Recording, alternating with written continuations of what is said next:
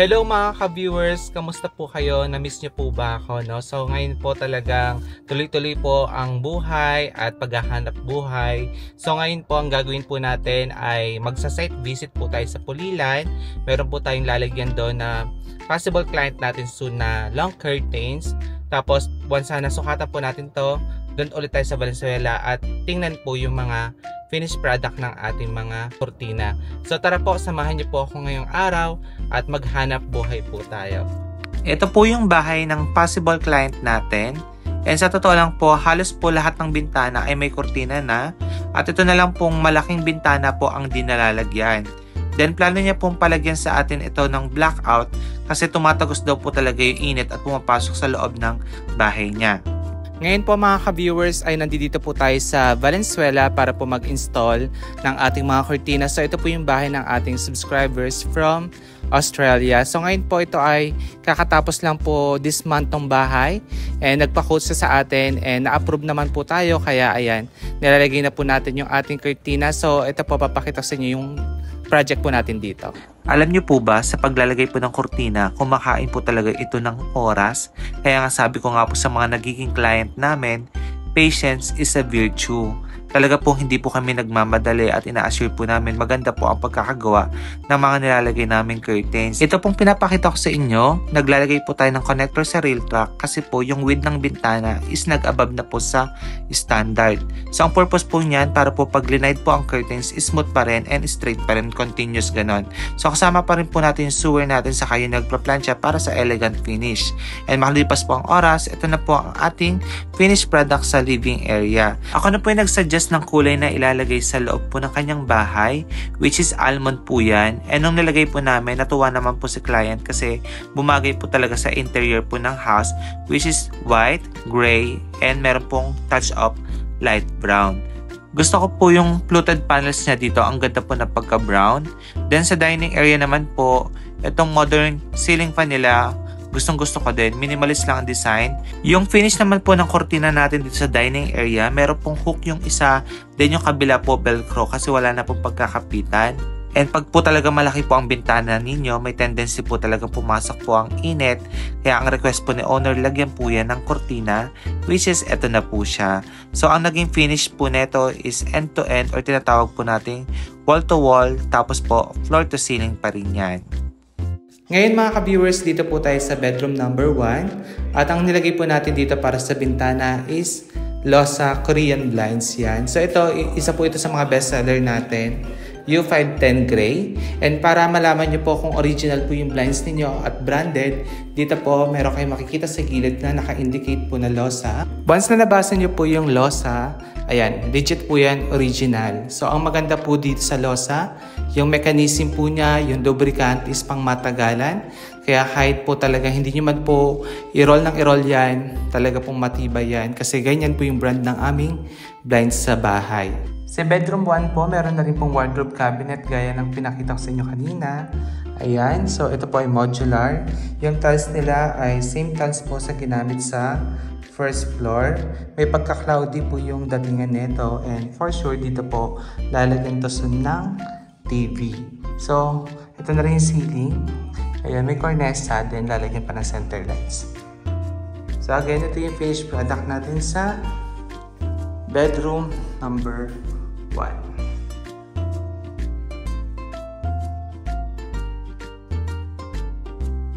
Dito po sa bedroom number 2, wall to wall or end to end po ang finish ng kurtina. Ang kulay po neto ay smoke. Bali po ang kanyang aircon, dito na po pinalagay ni client, pinalipat niya dyan. Kaya po nagkaroon po ng changes sa bedroom kasi mas maganda po floor to ceiling ang finish ng kurtina. Then dito po same vibes lang naman sila sa bedroom number 1, yung mga materials po na ginamit.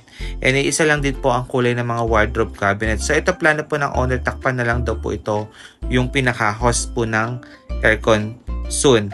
Kaya, ayun, magiging aesthetic pa din po ang itsura niyan. Sa bedroom number 3 naman po, ang gusto naman po ni client is Korean blinds po ang ilagay. Bale, ito pong room na ito is empty pa rin.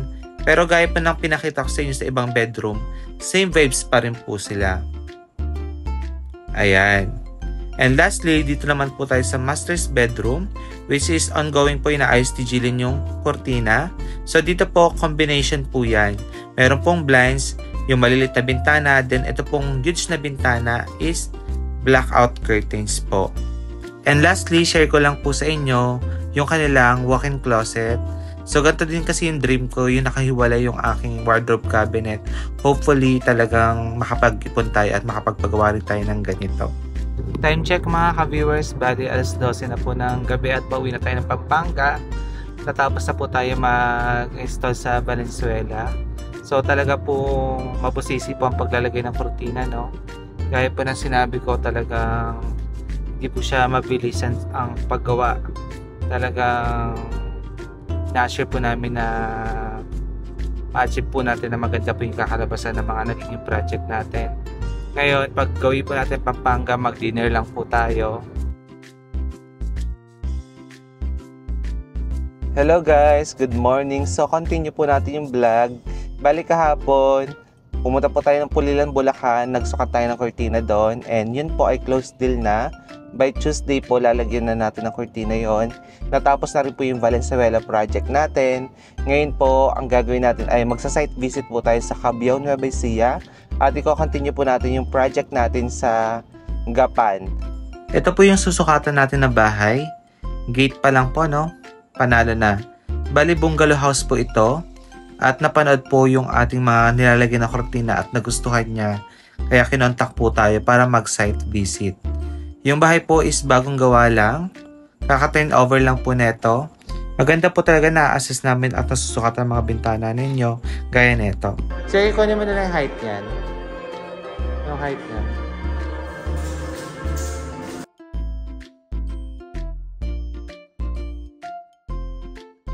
Type ko yung kulay ng kitchen ng client.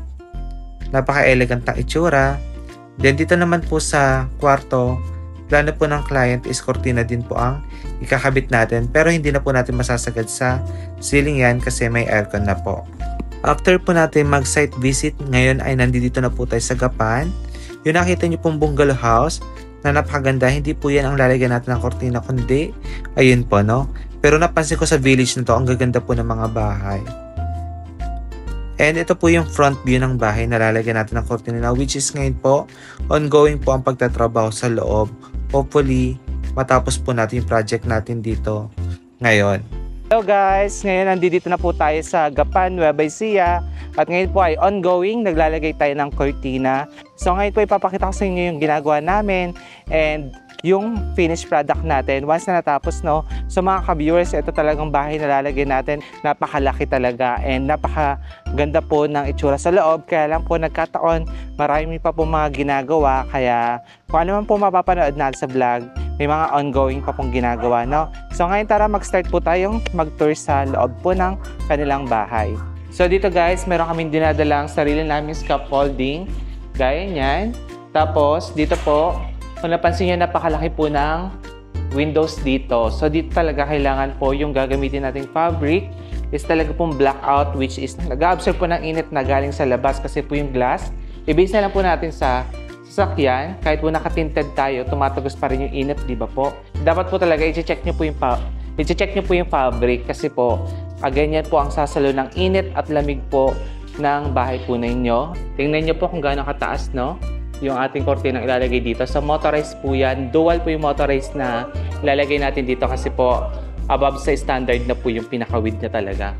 Nag-decide po ako dito sa corner na ito nalagyan ng valance board kasi dadayain po natin to, tataasan po natin cortina para medyo proportion naman po sa high ceiling natin na ito. Ayan, no? So, abangan nyo po yung mga yan. Nandito tayo sa second floor and ongoing po naglalagay tayo ng cortina. So, meron pong mga standard size po ng bintana dito plus sliding door papunta po sa balcony. Ayan, so maya-maya po lalabas na rin yung ganda niyan. And dito naman tayo sa master's bedroom. And ang mga ka-viewers, dito tayo sa master. So, dito po yung naging area po ng ating mga pina-fabricate po ng curtains.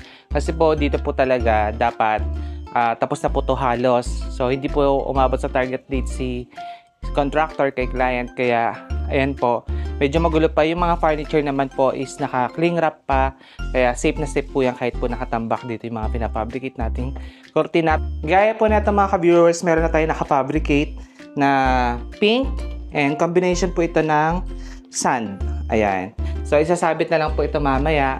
Next room po tayo. Ito naman po, meron na tayo na isabit po na blackout. Combination po ng light gray or sand plus blue gray. Ayan. So mamaya po i-finish pa po natin ito and ipa-plancha.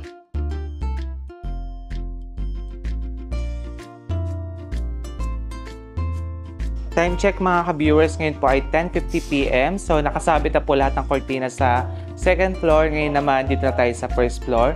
Dito meron tayong nilagay sa dining area which is papunta sa lanay.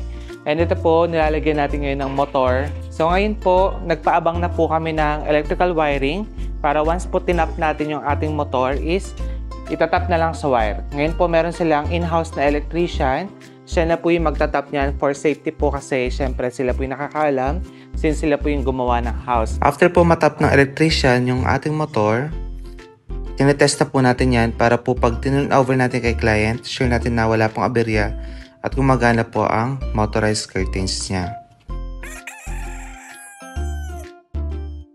So, second day po natin ngayon and unfortunately po, hindi pa rin po tayo tapos mag-install ng cortina kasi po yung bahay po, meron talaga po itong target date pero po hindi po na-target yung paggawa ng bahay or yung pagkatapos. Yung client po kasi is umuwi na po from Japan and talagang gusto niya na po malagay yung mga cortina namin. Kaya nilagay po namin. So, talagang kahit po gusto ko po ito yung house, medyo marami pa pong mga ongoing sa construction ha. Pero ngayon po, may mga na-finish naman na and alam ko po, aware naman po kayo pag si Billy Toledo, team po ng Roville Curtains and Blinds ang gumawa.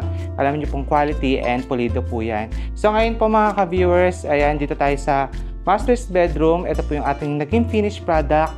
Napakaganda po ng interior ng house. Tayo na rin po ang namili ng kulay para sa ilalagay natin kortina. And ayun naman po, natuwa naman po sa atin si client at approve po sa kanya yung mga kulay po na sinadjust natin sa bahay po niya. And abangan niyo po mga ka-viewers yung naging finished project natin dito. Babalik po ako soon dahil magbabiyahe na po tayo ng Isabela.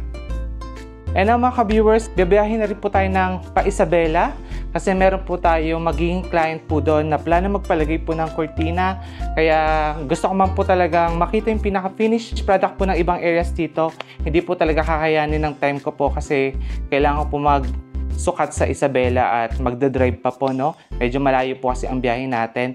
From Gapan, diretso na po ako doon, rekta na. Pero don't worry po, pag po nakabalik tayo dito sa Gapan areas, bibidyohan ko po yung mga natapos pa natin dito, no? Once tapos na po yan. So tara po, biyahe na tayo ng Isabela. Dito na po tayo dumaan sa Marico Bridge kasi para maiwasan natin yung mga truck. Although wala pang signal dito, pero pagpunta po natin sa viewpoint, meron na po mga nakatira din sa mga onting establishment din. So guys, na-survive na natin yung Marico Highway ngayon. Nasa Nueva Vizcaya na po tayo. Bali, nag 7-Eleven lang tayo. Bumili po tayo ng tubig, saka kung ano po pwede nating bakunin sa sasakyan, no? Grabe, kaya pala Marico. Puro paliko talaga yung daan. Pero alam nyo guys, natutuwa ko, no? At least yung driving skill natin talaga nag-i-improve. Alam nyo guys, gabi na tayo nag-drive dito. First time kong mag-drive ng gabi dito sa Marico. Pero kinaya naman natin.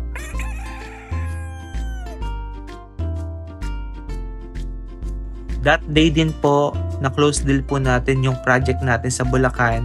Kaya after 2 days po, bumalik kami dito para po mag-install ulit ng cortina. Thank you po talaga sa suporta ha. Small or big project po, lagi natin kasama po ang ating sewer. Gaya po niyan. And ito na rin po yung naging finished product po natin. So patay yung shot na lang ha.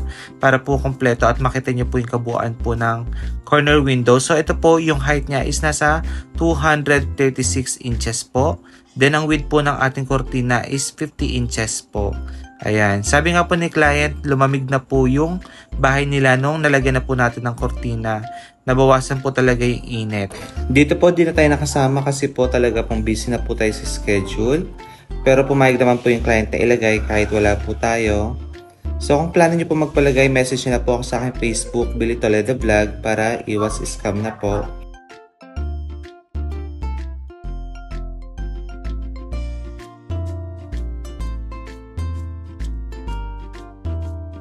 Hello mga ka-viewers, kamusta po kayo ngayon? Nagbabalik po ako para update kayo sa another vlog. For today's video ay magkakaroon po tayo ng house tour at ito pong bahay na i-feature po natin. Ito po ay bahay po ng subscribers natin from USA. So ito po ay